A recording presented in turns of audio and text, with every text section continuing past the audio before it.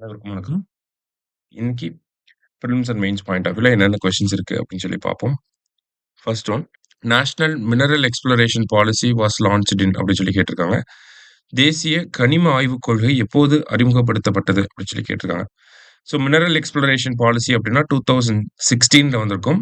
இதுவே national critical mineral mission அப்படின்னு சொல்லி பார்த்தீங்கன்னா 2025ல வந்திருக்கும். சரியா? அடுத்தது, Geological Survey of India identified 5.9 million tons of lithium in which of the following state அப்படின்னு சொல்லி கேட்டிருக்காங்க. அதாவது எந்த மாநிலத்துல லித்தியம் இருக்கிறதாக 5.9 மில்லியன் டன் அளவுக்கு லித்தியம் இருக்கிறதாக எங்க கண்டுபிடிச்சிருந்தாங்க அப்படின்னா ஜம்மு அண்ட் காஷ்மீர்ல கண்டுபிடிச்சிருக்காங்க. சரியா?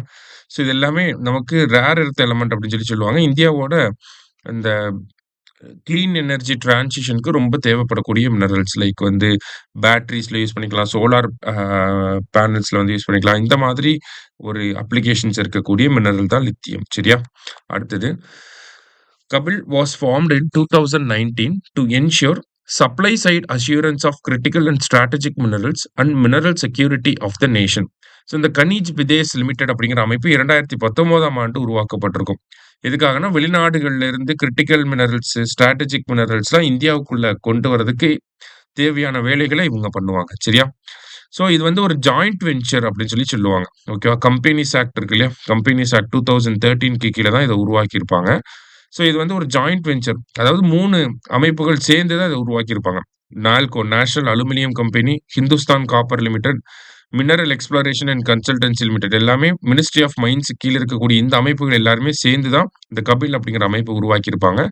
40:30:30 அப்படிங்கிற ரேஷியோ. இல்ல நேஷனல் அலுமினியம் கம்பெனி 40%, மத்ததுல 30:30. சரியா? ஸோ 2மே கரெக்ட் தான். போத் கரெக்ட் அப்படிங்கிறது கரெக்ட் ஆன்சர். சரியா? Next, Article 312 of the Constitution empowers who among the following to create an all India judicial service அப்படின்னு சொல்லி கேட்டிருக்காங்க. அரசியலமைப்பின் 312வது பிரிவு கீழ்கண்டவர்களில் யாருக்கு அகில இந்திய நீதித்துறை சேவையை உருவாக்க அதிகாரம் அளிக்கிறது அப்படின்னு சொல்லி கேட்டிருக்காங்க. ஓகேவா? So all India judicial service அப்படிங்கிறது ஆர்டிகல் 312 கீழே நம்மளால கொண்டு வர முடியும். அது யாருக்கு அந்த அதிகாரம் இருக்கு, கிரியேட் பண்றதுக்கான அதிகாரம் யாருக்கு இருக்கு அப்படின்னு சொல்லி பார்த்தீங்கன்னா பார்லிமெண்ட்டுக்கு தான் இருக்கு. ராஜ்யசபா என்ன பண்ணலாம்னா ரெசல்யூஷன் தான் பாஸ் பண்ணலாம். ஓகேவா? லோக்சபானால பாஸ் பண்ண முடியாது. ராஜ்யசபா வேணா ஒரு ஆல் இந்தியா சர்வீஸை கொண்டு வாங்க அப்படின்னு சொல்லி ரெசல்யூஷன் பாஸ் பண்ணலாம். ஆனா அதை உருவாக்கக்கூடிய அதிகாரம் பாராளுமன்றத்துக்கு தான் இருக்கு. சரியா?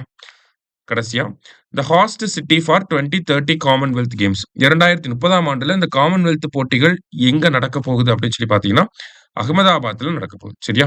அதுக்கான அப்ரூவல் இனிமேல் தான் வரப்போகுது. ஆனா ஃபைனலைஸ் ஆயிடுச்சு. சரியா? இன்னைக்கு 5 கொஸ்டின்ஸ் பார்த்திருக்கோம். தேங்க்யூ. சுரேஷ் IAS அகாடமி வெற்றி